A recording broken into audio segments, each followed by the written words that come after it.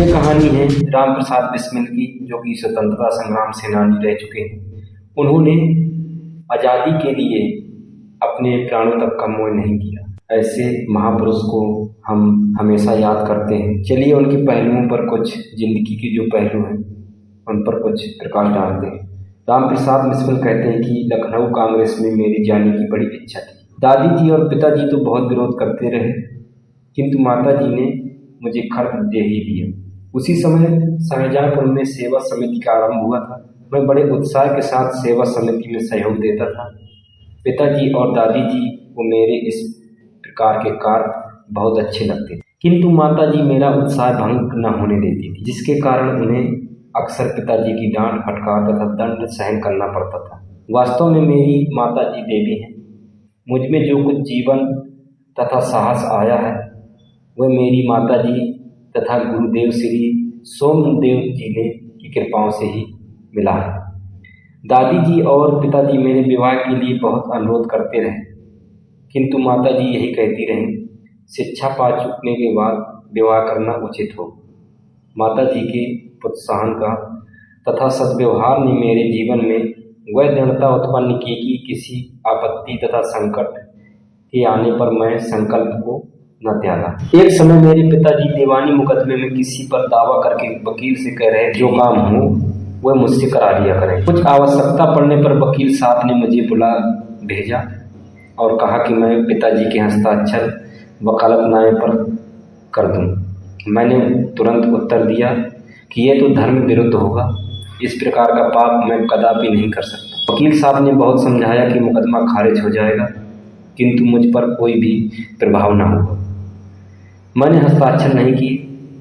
अपने जीवन में हमेशा सत्य का आचरण करता था, चाहे कुछ हो जाए सत्य बात कह देता था। 11 वर्ष की उम्र में माता जी विवाह कर शाहजहाँपुर आ गई थी। उस समय वह नितांत अशिक्षित एक ग्रामीण कन्या के समान थी। शाहजहाँपुर में आने से थोड़े दिनों के बाद दादी ने अपनी छोटी बहन को बुला लिया था।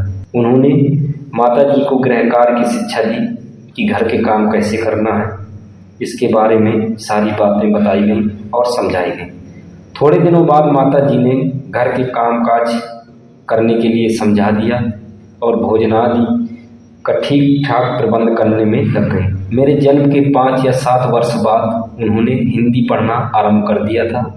पढ़ने का शौक उन्हें खुद ही पैदा हुआ था। मोहल्ले की सखी सहेली जो घर पर आया करती थी, उन्हीं में से जो शिक्षित थी माता जी उनसे अक्षर बोध कराती थी। इस प्रकार घर का काम करने के बाद जो कुछ समय मिल जाता उसमें पढ़ना लिखना चालू रखती थी। परिश्रम के फल से थोड़े ही दिनों में वह देवनागरी पुस्तकों का अध्ययन करने लगे। यानी कुछ दिनों के बाद वह बहुत अच्छे से हिंदी पढ़ने लगी। मेरी बहनों को छोटी आयु में माता जी की शिक्षा दिया करती थी। जब से मैंने आर्य समाज में प्रवेश किया तब से माता जी ने खूब वार्तालाप होता है। उस समय की अपेक्षा अब उनके व्यवहार और विचार भी कुछ उदार हो गए थे।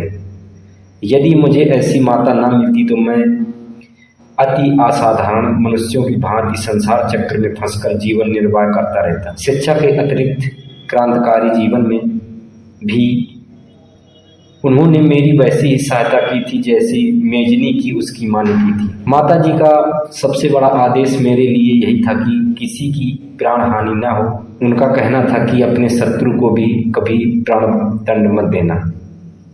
उनके इस आदेश की पूर्ति करने के लिए मुझे मजबूरन तो एक बार अपनी प्रतिज्ञा भंग करनी पड़ी थी।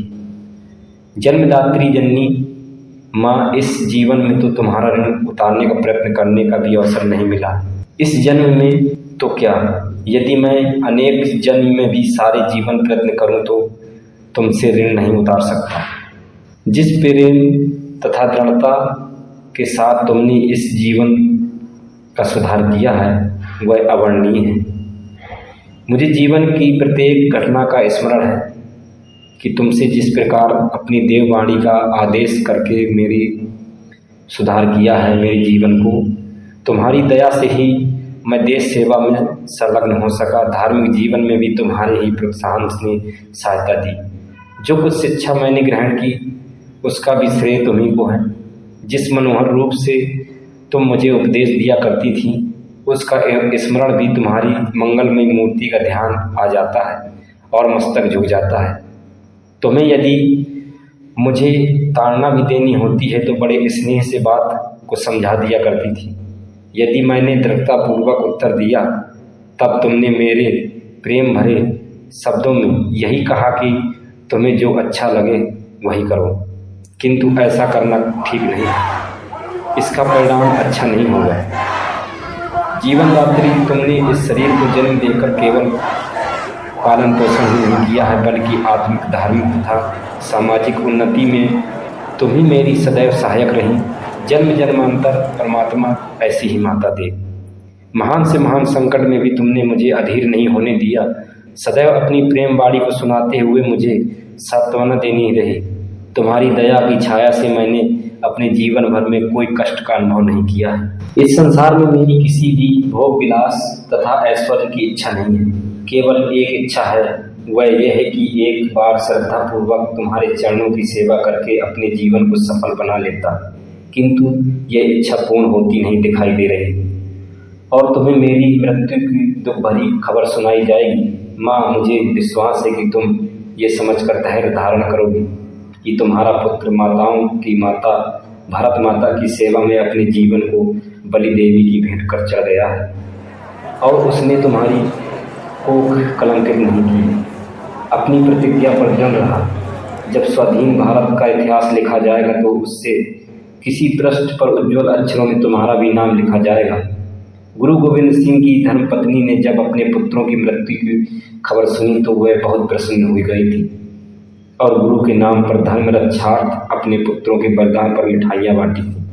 जन्मदात्री वर्द की अंतिम समय ही भी मेरा हृदय किसी प्रकार विचलित न हो और तुम्हारे चरण कमलों को प्रणाम कर मैं परमात्मा का स्मरण करता हुआ शरीर त्यागी। ये इस प्रकार के बोल राम प्रसाद बिस्मिल के थे, जो कि जब उस समय की बात है जब अंग्रेजों से लड़ाई लड़ी जा रही थी और उन्होंने ये पत्र के माध्यम से पत्र भेजा था कि यदि मैं मर भी जाऊँ तो मैं सौभाग्य मैं भाग्यशाली हूँ। आपकी को कम से कम मैंने कलंकित नहीं की।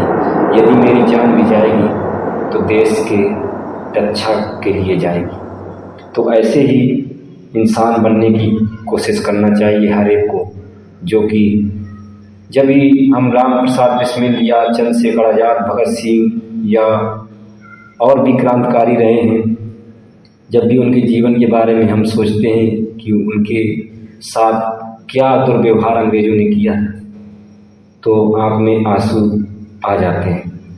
तो मिलते हैं अगली कहानी लेकर के फिर कभी। नमस्कार, जय हिंद, वंदे मातरम।